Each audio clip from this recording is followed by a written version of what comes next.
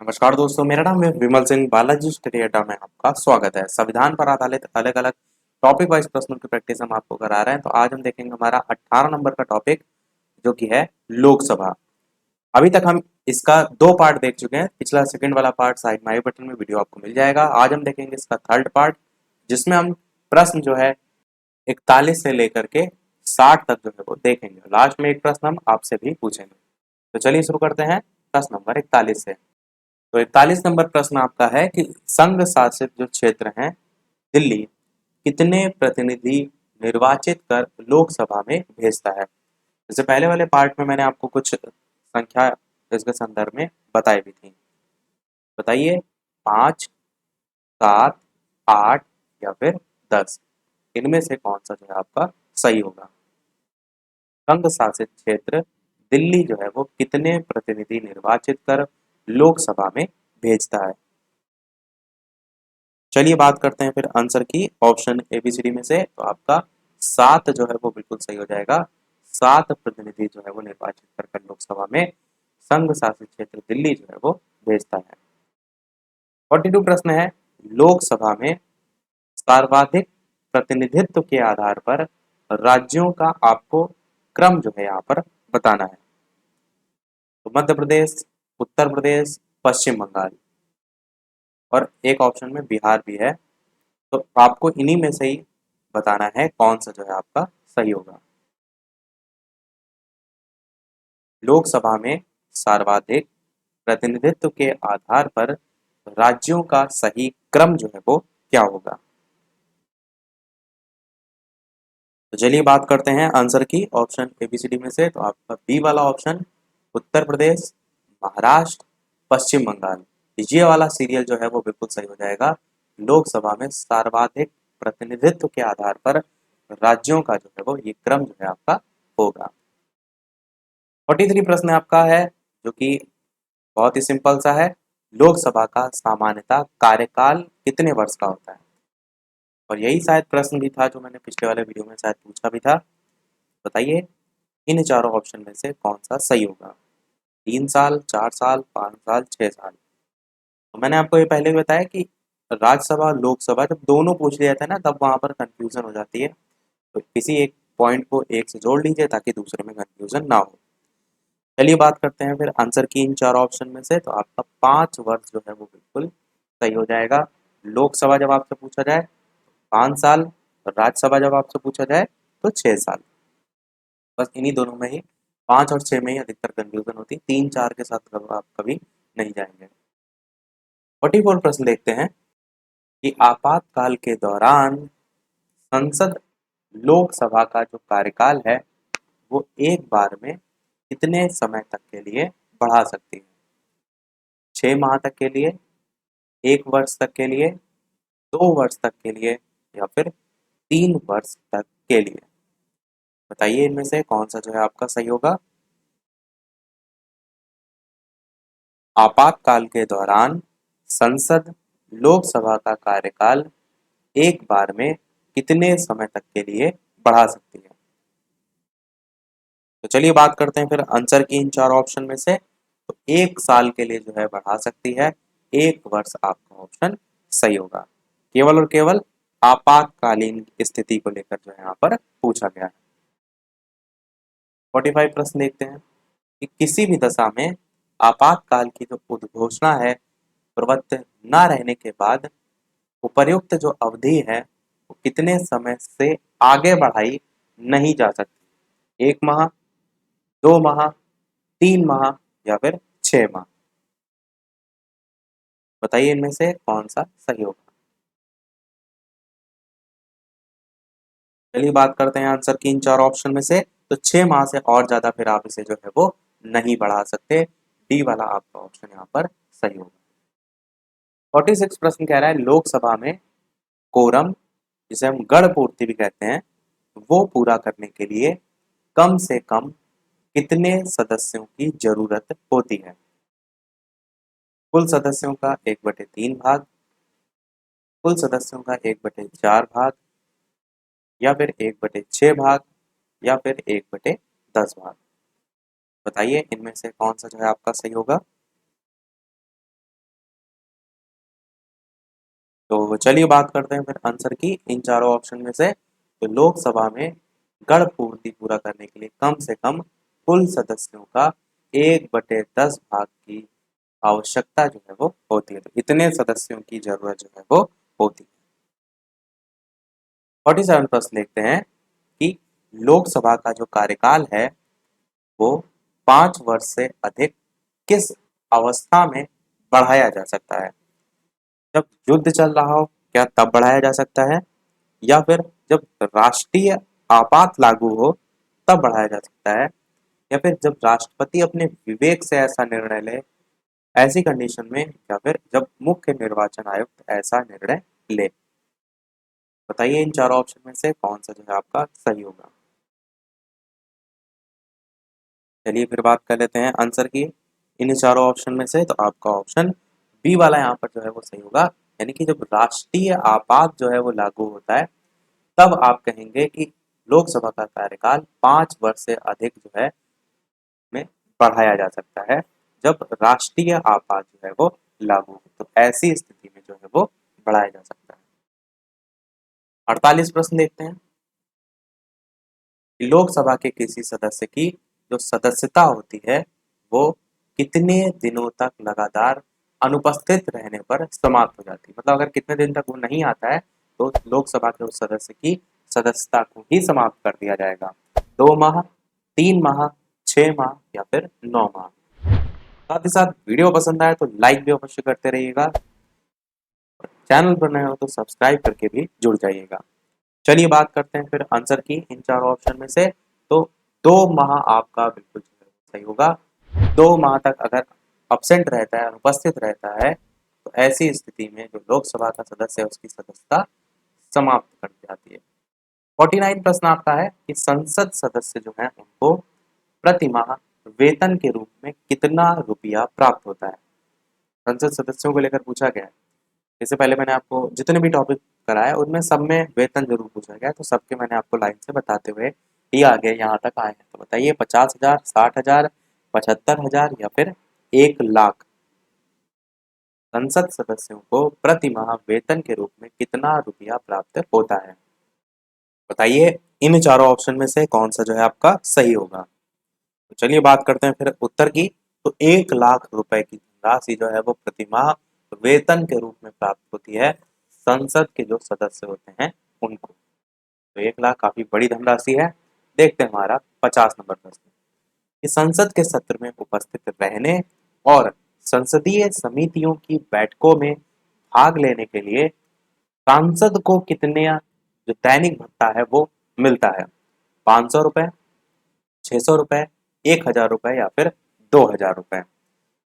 बताइए तो संसद के सत्र है उसमें उपस्थित रहने और साथ ही साथ तो संसद समिति होती है ना, उनकी बैठकों में भाग लेने के लिए सांसद को कितना दैनिक भत्ता जो है वो मिलता है। तो 500, 600, 1,000, 2,000 में से आंसर की बात करते हैं कौन सा जो है वो सही होगा। तो आपका ऑप्शन 2,000 जो है वो बिल्कुल सही हो जाएगा। 2,000 रुपए दैनिक भत्ता के रूप में जो है वो मिलता है। 51 प्रश्न देखते हैं कि सांसद को सुचारू रूप से अपना जो कार्यकाल है वो चलाने के लिए प्रत्येक महीने कितना कार्यालय भत्ता मिलता है। ऊपर दैनिक भत्ता पूछा गया था, यहाँ पर प्रत्येक महीने कितना कार्यालय भत्ता मिलता है वो पूछा गया है। तो बताइए इन चारों ऑप्शन में से कौन सा सही होगा। 25,000, 30,000, 35,000 या फिर 45,000। सांसद को सुचारू रूप से अपना कार्यकाल जो है वो चलाने के लिए प्रत्येक महीने कितना कार्यालय भत्ता मिलता है। चलिए फिर बात करते हैं आंसर की। तो 45,000 रुपए जो है ये मिलता है। काफी अच्छी अमाउंट है। 52 प्रश्न देखते हैं कि लोकसभा जो सदस्य है वो अपना त्याग पत्र किसको देता है। मोस्ट इंपॉर्टेंट क्वेश्चन है। इसी टाइप के प्रश्न आपको पेपर में देखने को भी मिलते हैं। प्रधानमंत्री को देता है, राष्ट्रपति को देता है, लोकसभा अध्यक्ष को देता है या फिर संसदीय मामलों के मंत्री को देता है। देखते हैं आप एसएससी, बैंक, रेलवे कोई एग्जाम उठाकर देख लीजिए, अधिकतर आपको जो प्रश्न है वो इसी टाइप के देखने को मिलते हैं। लोकसभा सदस्य अपना त्याग पत्र किसको देता है? तो चलिए फिर बात करते हैं आंसर की। तो किसे देगा? ये जो है वो लोकसभा अध्यक्ष को जो है वो देता है, अगर कोई लोकसभा का सदस्य है। अब जब ऐसे ही आप सोच कर देखिए, अगर आपको ना याद हो तो जैसे कोई टीचर है, क्लास में 20 तरीके के बच्चे हैं, अगर कोई बच्चा कोई प्रकार की परमिशन चाह रहा है तो किसे मानेगा? तो वो जो उस क्लास का पर्टिकुलर हेड होगा, टीचर होगा। सेम चीज यहाँ पर भी है, लोकसभा अध्यक्ष, और लोकसभा का अध्यक्ष है तो लोकसभा जो सदस्य हैं वो अपना त्याग पत्र भी उनको देंगे। होता क्या है, कई बार जब प्रधानमंत्री भी ऑप्शन में होता है, राष्ट्रपति भी ऑप्शन में होता है, तब हम कंफ्यूज करके किसी और को लगाकर चले आते हैं। इसलिए मैंने ये क्लास वाला आपको एग्जाम्पल दिया। 53 प्रश्न आपका कह रहा है कि किस वर्ष से भूतपूर्व संसद सदस्यों के लिए जो पेंशन की व्यवस्था थी वो लागू की गई थी? 1971 ईस्वी से, 1975 ईस्वी से, 1976 ईस्वी से, या फिर 1978 ईस्वी से? कौन सा इन चारों ऑप्शन में से सही होगा? बताइए। भूतपूर्व संसद सदस्यों के लिए पेंशन की जो व्यवस्था थी वो लागू की गई थी, तो वो किस वर्ष से जो है वो की गई थी? चलिए बात करते हैं फिर आंसर की। तो आपका 1976 ईस्वी सही हो जाएगा। 1976 से जो है ये व्यवस्था लागू की गई थी। तो सन वाले प्रश्न है, आपको याद करने पड़ेंगे।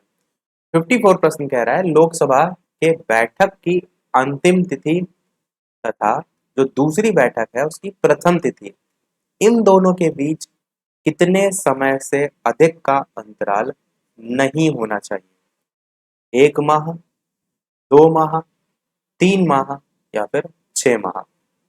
लोकसभा के बैठक की अंतिम तिथि और दूसरी बैठक जो है उसकी प्रथम तिथि, इनके बीच कितने समय से अधिक का अंतराल नहीं होना चाहिए? चलिए बात करते हैं फिर आंसर की। ऑप्शन एबीसीडी में से कौन सा सही होगा? तो आपका 6 माह जो है वो बिल्कुल सही हो जाएगा। 6 माह से अधिक का जो अंतराल होता है ना वो नहीं होना चाहिए। ये भी आपका प्रश्न काफी जगह आपको देखने को मिलता है।